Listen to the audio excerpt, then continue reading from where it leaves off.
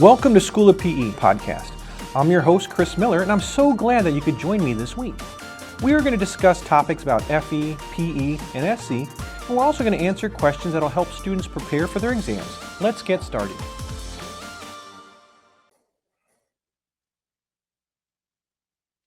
Hello, everyone, and welcome back to another exciting episode of the SOPE podcast. Again, I'm Chris Miller, and today I'm bringing back a guest, Mr. Collin Sims, a program administrator for the School of PE.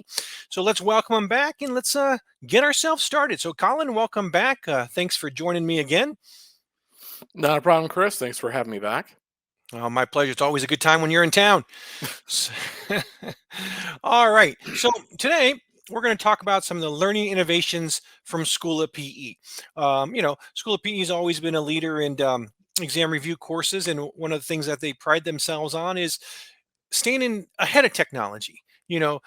Seeing how technology can create better learning experiences for students and things like that. So we kind of want to talk about some of the innovation tools that they've created or that they've implemented recently. So if you don't mind, we'll kind of first tell me a little bit about what you do and what School of PE does, and then we'll jump in from there. Sure. So, as our listeners might know, School of Hmm. PE is a provider of exam prep review courses and continuing education courses for engineers looking to take and pass their FE and PE licensure exams. So that way they can continue on their professional development along their careers. Myself, as the program administrator, work in student services. I'm basically the front line when it comes to interacting with our students and hearing about their concerns and answering any questions they may have before signing on, and even when they were a student, working with them along the way to make sure they're taken care of. Very good, very good. So I know that School of PE has a study hub. It's Hmm. basically the hub for all their different tools and features that students get throughout their journey through exam prep. So we're going to talk about some of those. Maybe tell me a little bit about the study hub and what some of the features are and what it does. Sure. So the study hub is basically your one place for all your studying needs. It's your account where you can access your lecture recordings, your flashcards, your course materials, your notes, your practice problems, the question bank. It's basically where you can log in and access everything and use to prepare for any upcoming exams you have to access all your resources. Interesting, very exciting. So what led School of PE to create the study hub? Well, we decided to create the study hub as a means for our students to have easier access instead of having to click on multiple different things or go into different sections of the website or different tabs. Everything is right there, just one place. It's easier for everybody to access everything they need. Very good, very good. Makes sense. It's a lot easier for students to be able to navigate one central hub versus logging in here, logging in there. It's all about efficiency. Not only when it obviously we know when it comes time for you to sit for either an FE or a PE exam, time management is very important, right? Obviously don't want to run out of time for the exam, but you want to manage your time. But that also applies to when you're studying and preparing for an exam. Time management is very important. Whether Hmm. you're trying to figure out what sections you want to study when, where you want to start, things like that. It all boils down to managing your time and using your time as efficiently as you can. So one of the things that I've experienced myself when preparing for exams is how do I create a plan that it's going to help me maximize my time? Therefore, I'm able to spend as much time as I can studying on the sections or areas that are maybe some of my weaker areas, and not wasting time. So I know that School of PE has created a personalized study plan. So can Hmm. you kind of briefly tell our listeners about the personalized study plan? Sure. So this is a feature we came up with to assist our students who are taking our self-paced on-demand prep courses. The benefit of the on-demand is that you can go through it at your own pace. There's no set schedule. It's more flexible based around whatever your needs are. Particularly if the live class schedule doesn't work for someone who works odd hours, for Hmm. example. So the personalized study plan is meant to complement and go along with the on-demand, where it's a feature that students can use to assess where they are currently, Hmm. um, what areas they may be struggling in, how comfortable they feel with different parts of the exam material, and then how much free time they've got coming up and any sort of blackout dates. And then from there, we sort of put together a schedule for them that says this day spend this much time on this, and this day spends this much time on this, and it creates a plan for them, a map, a roadmap, if you will, to how they can what areas they need to spend some more time on, and some areas they can sort of pull back a little bit on. But it's mostly just a recommended guide to help you prepare for your exam and prepare and study. Very good, very good. So, I know when I study, whether it's, college course, exam prep, whatever it might be, some of the challenges that you run into are, as I mentioned, where do you start? How do you maximize your time? Hmm. But also, like, sometimes you don't know exactly even where to start to create a study plan. Hmm. Um, so I know I've played with the personalized study plan, and I found it to be very simple. I think it's 4 steps. So basically, and correct me if I'm wrong there, Colin. One of the first things you're going to do is enter your exam date for, as you know, majority of the exams are CBT, so they're kind of like a moving clock. So you enter your exam date, Hmm. and then what happens is you get a list of all the subjects that are on that particular exam. So if you're Hmm. FE Civil, you got transportation, geotech, water resources, so on and so forth. And then you rank your knowledge in those areas. That way you can, put where your strengths and your weaknesses are. So you go through there, and sometimes people might be thinking, well, I don't really know where I stand in geotech or transportation. So you can actually leave it blank and just don't put anything there, and the system will automatically generate a value for you. And then once you rank your knowledge area, you can either decide to keep the topics and subjects in the order that they are, or you can kind of move them around if you like. So let's say maybe you're a mathematics genius and you're not going to need as much time reviewing those topics. So you can move it to the bottom, and you can go through that throughout the whole syllabus doing that. You can move your construction here, geotech there, which is great, rearranging them, or you can leave them in the default order. And then once you do that, it comes to entering your time commitment. You know, on a given day, on a given Tuesday, I'm available for 3 hours, 4 hours a day. And then you enter those throughout, for all 7 days of the week. But one of the things that I found really cool is that, you know, there's times, so let's say I'm preparing to take my FE on, let's say New Year's Eve. I'm going to end the year by taking my FE. So, throughout that time, let's say I'm going to start studying on September 1st. I know I'm going to run into the holidays, right? I have the Thanksgiving holiday, I got the Christmas holiday there.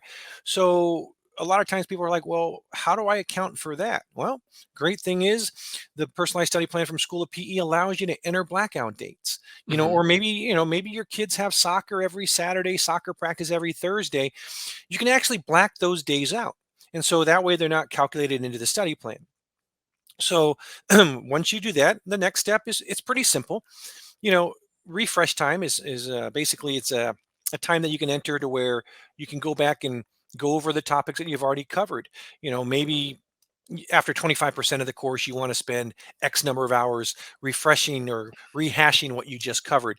You can enter some refresh time, and once you do that, basically you review the study plan, submit it, and our system automatically calculates a study plan for you in a calendar view, showing you that, let's say you decided to start studying on September 2nd. You're going to start off with geotech. You're going to study 3 hours, maybe for 4 days, and then you move on to the next subject, um, which is a great thing. But, Colin, life happens, right? Hmm. Change is that's Inevitable. correct. Yeah. So let me ask you this. So let's say I created my study plan, and all of a sudden, maybe my work commitments changed, or maybe an unexpected vacation came up. What do I do? I mean, do I got to just start all over? And how do I do that?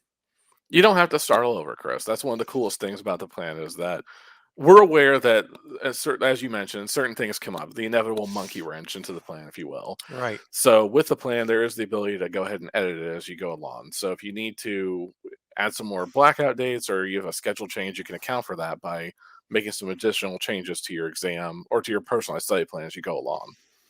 Very good. Very good. So let me ask you this. So as I'm working my way, creating my study plan, so are the only things I'm studying are the lecture notes and lecture notes, or do I have anything else that I can incorporate into my studying as well? That's part of the overall study hub. That's a good question. So it doesn't just track your use of the lecture recordings and the notes. It also tracks, say, for example, time you want to spend working on uh, like the practice portal, for example, like our question bank. So if you decide to set aside some time for, if you're an FE Civil student, geometrics, if you feel like you want to take some practice questions for that or for fluids or what have you, you can do that. You can set aside some time to use the practice portal to generate some questions and use those, and the plan will track that. Or if you wanted to put in some time viewing the recordings, or if you wanted to use the flashcards, you can do that as well, and it'll track your progress with that. Very nice. So essentially, you're telling me that I have access to more than just lecture videos and class notes. That's great. Hmm. You know, having different mediums to prepare is a great thing. Some people learn through practice tests. Some people learn through flashcards. So it's great to have all those right there at your fingertips. So I had just briefly talked about the refresh time that you can incorporate into your study plan. You know, being in student services, what do you see as a benefit of having refresh time? A lot of people figure out, once I went through the material once, that's all I need. So Hmm. what is the value that a student can get through the refresh time? Sure, and that is a question that I will often get in student services is, I already know this, so why should I spend some time focusing on it when I could be using time to focus on other things? It's a valid concern, it's a valid question because, time is limited and every second counts, every moment counts when you're getting ready for your exam. However, it never hurts to go back through and just maybe refresh and review some things that you think you know, because there might be one or two things that you may have forgotten about or something that you may not have thought about in a while. And it never hurts to go back through and think about it and review it again. You know, it I've heard stories from students who will say, I never thought about it, but I've gone through this material so many times. I work on it so many hours a day. It's part of my job. But there are just some fundamental aspects that I just never really thought I'd be using again after college or after a few years in. And it wasn't until I was taking your course that I realized there were some things that I had forgotten that I should probably, refresh myself on. So it never hurts to give yourself just a little checkup now and then, as far as, reviewing some things that you may be comfortable with, but you don't get too comfortable.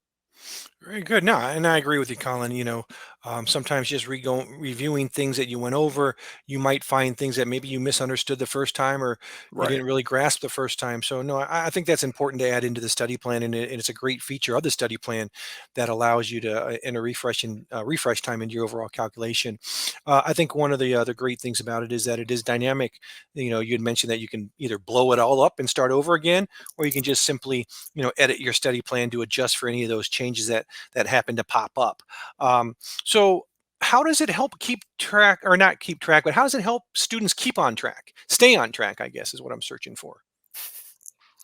Sure. So, whether you're wanting to keep on the track or stay on the track, the plan will um, it tracks your progress as you watch a recording. So it'll log. So, say you're going through the recordings for, we'll say, project planning, for example, if you're a PE Civil guy. So as you're going through those recordings, if if your plan says to spend, say, 4 or 5 hours a day on project planning content, and you decide to view the whole day's worth of project planning recordings, about 6 hours worth, it'll go 3 to 6 hours worth. We'll say it'll track your progress that you spend, the time you spend watching those recordings, and it'll apply it to your plan. So that way, anything you do is tracked and it's recorded, and that way it help you stay on track. And if you end up falling behind, that's okay. Your plan will remind you and say, hey, Hmm. a couple days ago or yesterday you were supposed to spend this much time working on this. You only spent this much time, so you have about an hour left that you didn't account for. So you might want to go ahead and apply that to your plan today, so that way you don't fall behind. Very nice, very nice. Personalized study plan sounds like a pretty cool feature. Like I said, one of the favorite things about it is it being dynamic and that it can adjust for those changes.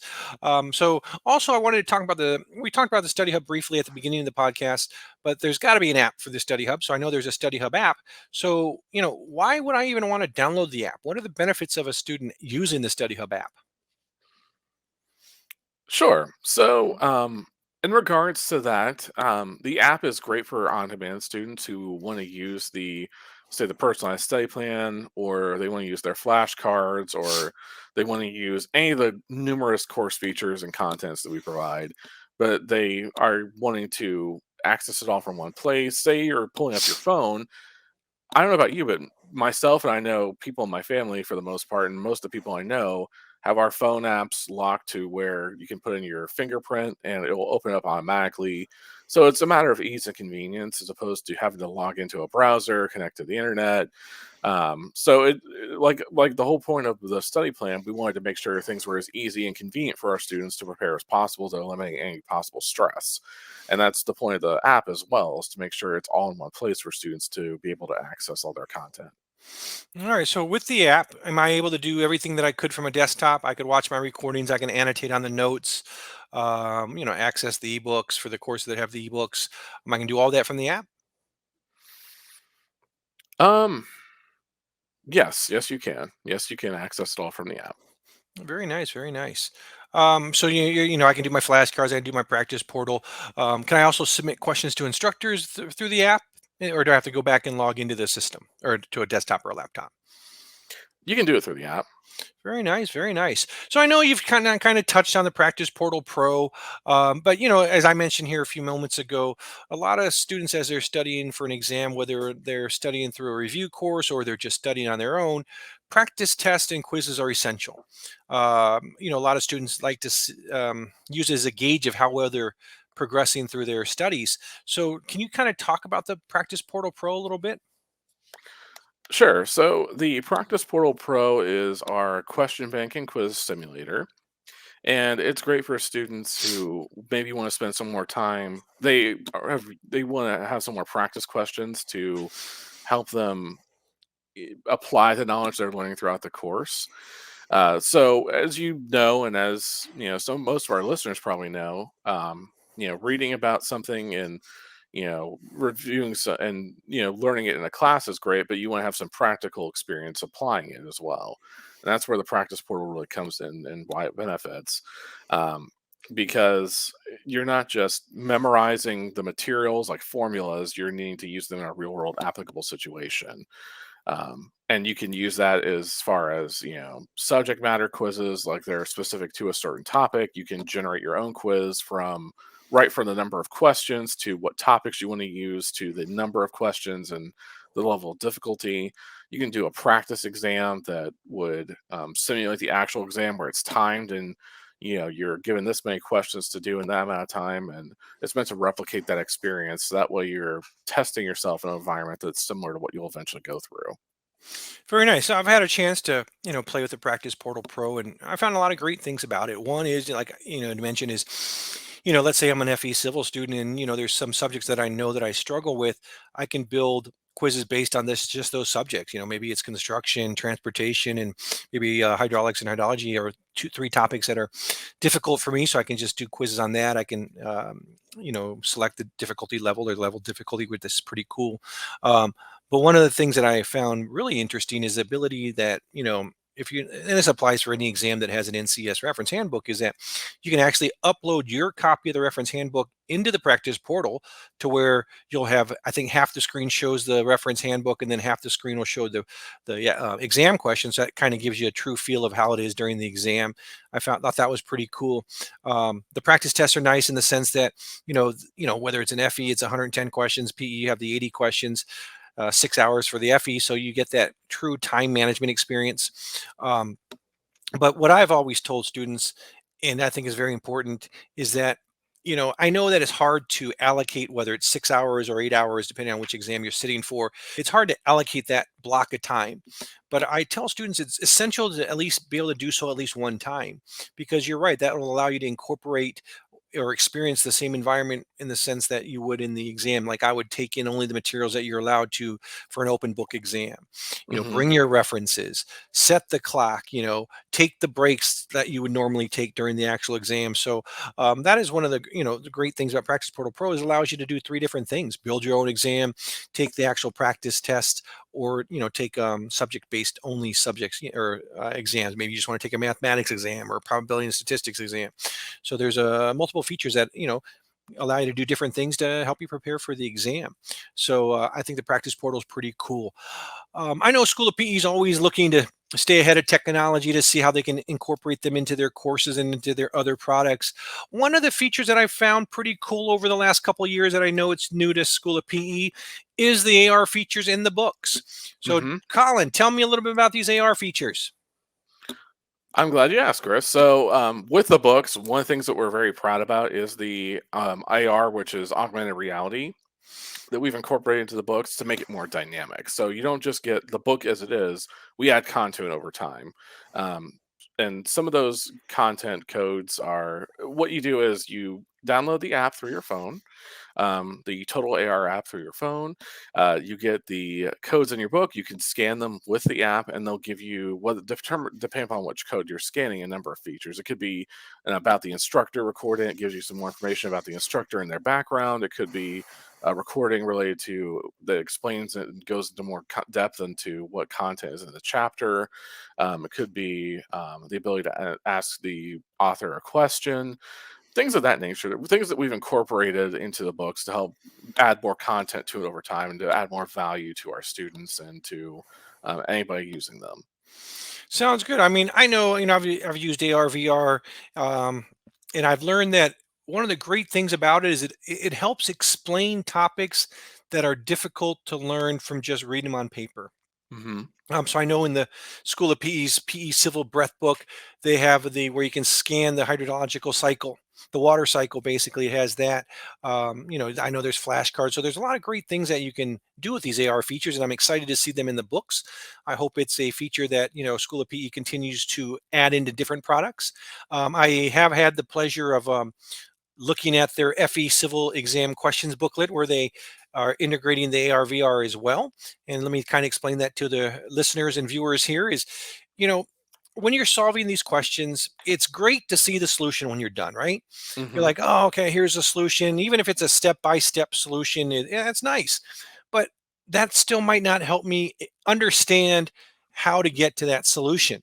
So I know that with the FE Civil booklet, they have the tar codes in there where you scan them. You actually see the instructor solving the problem for you. So that way you're watching him go step by step and explaining the solution. So I think that's really cool. I think it's valuable because, as I mentioned, sometimes just simply seeing the solution doesn't really drive home the point. So I think that's a great way to use some of that technology as well. Um, Let me ask you this, Colin. We all have gone through COVID and we're still experiencing COVID. And we've seen the closures of schools. We've seen a lot of on-site classes be canceled. And I'm not talking just for School of PE. I'm talking about just about every exam prep provider that offered on-site classes. They had to go through that. Um, was School of PE affected by it as far as in terms of technology? Once on-site classes were done, did they have a struggle with moving things online, or was that something that was a smooth transition for School of PE? Hmm. That's a very good question. So, COVID was, as you can probably understand, a very unique factor. The once in a generation pandemic that affects everything. So, we didn't really, as far as technological issues, as you mentioned, we had to cancel our on site classes and we had to transition our on site people online. That in and of itself was interesting, and that these are people who feel like they would benefit mostly from that live face to face interaction. And now here they are having to transition to online learning, which is something that a lot of schools have had to go through as well. My aunt, being a teacher, she's had to experience that during the past year as well, with communicating with her students from a distance and having to teach through a virtual platform instead of it being an in-person one. And how do you engage with students like that? How do you make sure you're teaching to them in a way that would benefit them the most? So that's something that we really had to adjust to over the past year, is bringing those students who maybe aren't as comfortable with a digital platform as someone else would be, and bringing them online and showing them, no, it's okay, this is what we can do, and this is similar to what you can experience in this way, Mm. and you still get that inability to talk to your instructors, and you can still communicate with your classmates. And so just making sure that we're reassuring people along the way that even though there's a lot more technology involved than what they were maybe used to, or things were different, that's not necessarily a bad thing. In fact, it can be kind of beneficial in a way. Very good. No, it's true. So, one of the positives that have come out of all this is that, what was once, I'm going to say, an unknown or an arena that a lot of people didn't want to play in was virtual learning, online learning. But with the pandemic, everything from elementary schools through colleges, they all had to move online. So a lot of people have become a lot more comfortable with that experience, and that's great. It allows you to access classes from anywhere. So here's a funny story. I have the pleasure to talk to and work with a lot of the instructors at School of PE, and a lot of our instructors at School of PE are university college professors. And I remember talking to a few of them when it first moved to COVID, and or when COVID first struck, and a lot of these universities were rushing and scrambling to get things moved online, right? Get the classes moved, get the students engaged, or teaching them how to use these platforms.